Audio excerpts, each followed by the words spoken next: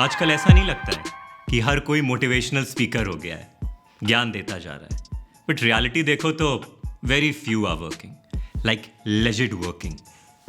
कभी कभी मेरे दिल में ख्याल आता है कि क्या पार्लियामेंट के पास अनलिमिटेड पावर है to do the changes, amendments in the basic structure of the constitution? Answer is no, not at all. अब आप सोच रहे होगे यार सुनने को तो मिलता है अमेंडमेंट्स आते हैं। बिल्कुल, आर्टिकल 368 कहता भी है कि पार्लियामेंट अमेंडमेंट्स चेंजेस कर सकती है, but not with the basic structure of the constitution. अब अपन लोग के भाषा में बेसिक स्ट्रक्चर मतलब कि harmony between judiciary, legislature, executive, fundamental right and directive principle of state policy में एक balance, right to vote, right to live with dignity and lots more. एक इंटरेस्टिंग फैक्ट बताता हूँ। 25th amendment of the constitution में क्या हुआ कि article 31C add हुआ। अब उससे ये हुआ कि जो directive principle of the state policy है वो आ गया under article 39B and C के अंडर। अब आपको नटशेल में बताता हूं, इसका मतलब ये है कि जो directive principle of state policy है वो सुपीरियर हो गई when we compare it with the fundamental rights. अच्छा, अब ये सरकार ने लाया क्यों? इसलिए लाया क्योंकि बॉस प्रॉब्लम उनको लगता है होती है when it comes to land reform, land acquisition और भी बहुत सारी चीज़ें where it comes to public welfare. Okay, अब सपोज करो होता क्या था या हो क्या रहा होगा कि गवर्नमेंट को कोई लैंड एक्वायर करनी है फॉर पब्लिक वेलफेयर। अब उसमें कुछ मैटर फंस गया कि यार ये आप नहीं ले सकते हो, कोई इंडिविजुअल का आया या किसी ऑर्गेनाइजेशन का है। क्यों? क्योंकि फंडामेंटल राइट हमारी कहती है कि ये हमारी है and no you can not just take it. Government ने बोला नहीं बॉस, अब आर्टिकल 31C हमने जो एड ऑन किया है इससे अब आप ये फंडामेंटल राइट वाली चीज़ नहीं ला सकते हो क्योंकि नेशनल वेलफेयर की बात है। और हाँ, आप ये जुडिशरी को भी नहीं इन्वॉल्व कर सकते हो बीच में। क्या? और एक चीज़ और, ये रिव्यू, पिटीशन, ये सब भी कुछ नहीं आप कर सकते हो। एक बार हो गया। ठीक है यार। अच्छा, एक बहुत ब्रेक थ्रू वाला, एक बहुत मतलब हाइप्ड एक केस हुआ, एक कोर्ट में चला between mister Bharati and government of Kerala.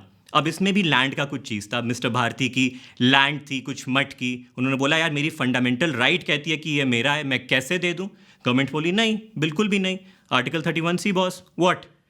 ठीक है, कोर्ट ने ऑब्जर्व किया, 13 जजेस की बेंच बैठी। अब उसका डिसीजन जो भी किसके फेवर में आया नहीं आया, बट कुछ चीज़ क्लियर हुई। कोर्ट ने क्लियरली ये मेंशन किया, देखो बहुत ज़रूरी होता है कि basic structure of the constitution intact रहे, वो नहीं चेंज हो सकता है। अब अगर आप लैंड ले रहे हैं, ठीक है, आप ले सकते हैं वेलफेयर के नाम पे, रिफॉर्म के नाम पे, लेकिन आपको कॉम्पनसेशन देना होगा रीजनेबल, कुछ भी नहीं अमाउंट। उसके बाद जुडिशरी को आप कह रहे हो कि इन्वॉल्व नहीं हो सकती है, कोई केस नहीं दर्ज कर सकता है, पिटीशन नहीं दर्ज हो सकती है, तो नहीं, ऐसा तो नहीं हो सकता है।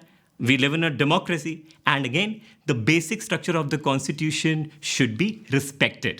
सोशल मीडिया इन्फ्लुएंसर्स के लिए ये वाली न्यूज़ है क्योंकि सोशल मीडिया इन्फ्लुएंसर्स के लिए कुछ गाइडलाइंस आ गई हैं जो कि सिंपल कहती है कि देखो अगर आपकी पोस्ट है, कुछ डाल रहे हो और वो स्पॉन्सर्ड है तो आपको पेड स्पॉन्सरशिप लिखना होगा, बताना होगा, क्योंकि भाई मटीरियल फ़ायदा हो रहा है between you and the brand, तो बताओ, दिखाओ। अच्छा, अगर ऐसा नहीं करते हो, मिस कर जाते हो, तो 6 मंथ के लिए बैन हो सकते हो और 10 लाख तक की पेनल्टी लग सकती है। लेकिन उसके बाद भी तुम नहीं माने और गलती पे गलती की है तो 50 लाख तक की पेनल्टी। तो भाई देख लो, I mean sort it out, डाल दो, क्या जा रहा है, बस पेड है। There are 65 patrolling points in eastern Ladakh जिसकी सुरक्षा करते हैं हमारे इंडियन सिक्योरिटी फोर्स वाले जवान।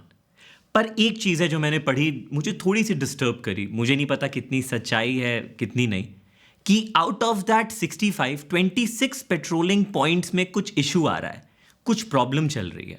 But I am pretty sure हमारी गवर्नमेंट और हमारी आर्मी जो डिसीजन ले रही होगी, जो वहाँ कर रही होगी, वो देश के हित में ही होगा। China China China China China, कितनी चाइना की बात हो गई। चाइना पूरी तरीके से क्लेवरनेस दिखा रहा है, देख ही रहे हो, फ्रॉम नेपाल टू श्रीलंका पीछे पड़ गया इंडिया के। इंडिया ने बोला अच्छा तो हमें भी कुछ करना चाहिए क्योंकि इनकी जो स्ट्रिंग ऑफ पर्ल्स वाली स्ट्रैटेजी है इसका काउंटर हमें भी तो देना चाहिए। इंडिया ने बोला अच्छा यार ये ज़रा इधर चलते हैं ना, ये अंडमान निकोबार की तरफ, हाँ थोड़ा उसी के आसपास ये द ग्रेट निकोबार आइलैंड भी तो है अपना, जो कि जस्ट 90 किलोमीटर्स दूर है फ्रॉम इंडोनेशिया सुमात्रा आइलैंड। ये स्ट्रेट ऑफ मलक्का के बहुत पास है ना, और ये बड़ी स्ट्रैटेजिकली इंपॉर्टेंट प्लेस है। यहाँ से मतलब कितनी शिप्स जाती हैं, ट्रेडिंग होती है पूरे वर्ल्ड में, ये Indian ocean, Pacific ocean. Okay, ये इतनी इंपॉर्टेंट जगह, तो क्या करना चाहिए? तो इंडिया के सारे डिप्लोमेट्स एकदम एक्सपर्ट्स गए सर, और मतलब पीएम सर और सीएम सर और जितने सर लोग हैं, बोले कि सर एक काम करते हैं, हम ना एक बड़ा प्रोजेक्ट लाते हैं in the name of the great Nicobar island project. इसमें इन्वेस्टमेंट करते हैं मोर देन 72,000 करोड़ की। इसमें हम शिपिंग पोर्ट्स बनाएंगे, शिपिंग सेंटर्स बनाएंगे, ग्रीन फील्ड एयरपोर्ट्स बनाएंगे, टाउनशिप बनाएंगे, और इसको कुछ हम बनाएंगे इन अराउंड 166 स्क्वायर किलोमीटर्स के अंदर ही अंदर। ओके, टाइम कितना लगेगा? टाइम सर थोड़ा सा ज़्यादा, मतलब कि 2050 तक कंप्लीट हो जाएगा। बट ये पहले क्यों नहीं सोचा? ये इतनी इंपॉर्टेंट जगह जहाँ से एक्चुअली इंडियन ओशन में, पैसिफिक ओशन में इंडिया अपनी एक प्रेजेंस दिखा सकता है। क्योंकि चाइना का क्या है कि ये जो स्ट्रेट ऑफ मलक्का है, यहाँ से रोज़ रोज़ मतलब समझ लो 300 से ज़्यादा शिप इनकी निकलती है, इंडिया पे वॉच रखती है, और तो और इनके सब मरीन्स और सब आसपास हैं ही हैं। तो कल की डेट में कोई बात हो गई तो हम क्या करेंगे? तब ये हुआ कि यार इसको थोड़ा जल्दी करते हैं, और कभी ये अगर कुछ किए ना इंडिया पे, तो काउंटर अटैक जैसे ये गलवन में कुछ किए वहीं दिखा देंगे, क्योंकि इंडियन ओशन पे इंडिया की भी तो डोमिनेंस हो जाएगी। तो बहुत ज़रूरी है, एंड जल्दी जल्दी जल्दी ये करना चाहिए, क्योंकि चाइना का बहुत हो गया है, और इंडिया की ये जो डायमंड वाली स्ट्रैटेजी बन रही है ना, टू गुड। ये स्नैपचैट वाले क्या जानेंगे ऑर्कुट की गहराइयाँ, ये इंस्टा वाले क्या जानेंगे फेसबुक पोक का मतलब, ये व्हाट्सएप वाले क्या जानेंगे बीबीएम पिन का क्लास। 90s किड्स, कैसे हो आप? यार याद है कुछ साल पहले कोई बोलता था कि मैं स्टार्टअप स्टार्ट कर रहा हूँ या मैं स्टार्टअप में काम कर रहा हूँ, तो कितना फैंसी सा लगता था, एलियन सा लगता था, थोड़ा फेक सा भी लगता था, पता नहीं क्या चीज़ है। और आज की डेट में ये स्टार्टअप इकोसिस्टम हमारी जीडीपी का कितना बड़ा कंट्रीब्यूटर बन गया है यार। सोचो, इंडिया में अगर हम 2023 की बात करते हैं, there are more than 87,988 startups. जो ये इकोसिस्टम है, that's the third largest biggest ecosystem in the world. Wow! जो स्टार्टअप एज होती है ना स्टार्ट करने की, एवरेज पर्सन की जो फाउंडर है, that is somewhere around 32 years. India में there are more than 107 unicorns.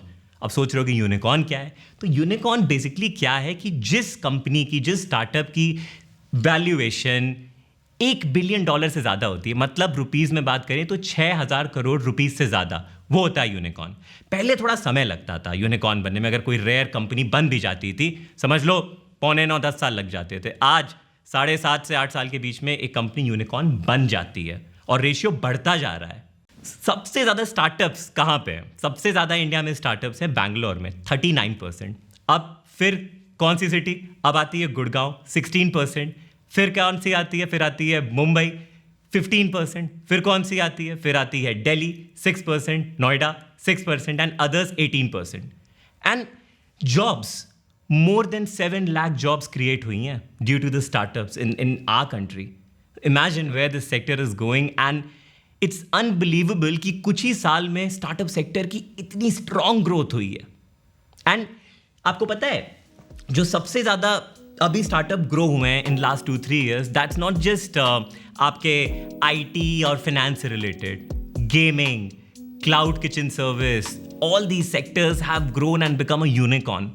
World के मोस्ट डेवलप्ड नेशन में सबसे बड़ी हेल्थ क्राइसिस पता है क्या है? मास shooting. In 2022, more than 600 mass shooting took place. 2023 तो अभी just start हुआ है, और more than 36 mass shooting has already taken place. This is America, the big democratic America. Joe Biden president बोल रहे हैं, रिक्वेस्ट कर रहे हैं कांग्रेसमैन से, लॉ मेकर से कि लॉ लाओ, स्ट्रिक्ट करो, वेपन्स इतने आसानी से नहीं मिलने चाहिए, एज लिमिट बढ़ाओ, 21 कर दो, ऑटोमेटिक वेपन्स, मैगजीन्स ऐसे नहीं खुलेआम मिलनी चाहिए। बट नो, डेमोक्रेसी के नाम पे कुछ भी करेंगे। ऑनेस्टली यार, कई बार दिल से लगता है कि कितने लकी हैं हम कि हम इंडिया में हैं। ऑनेस्टली मुस्कुराइए, बड़ा मुस्कुराइए कि आप इंडिया में हैं। बड़ों को सत्कार एंड छोटों के लिए Pepsi, nachos and knowledge in dysfunctional car. फिर मिलते हैं नेक्स्ट वीक डिसफंक्शनल मेरे यार।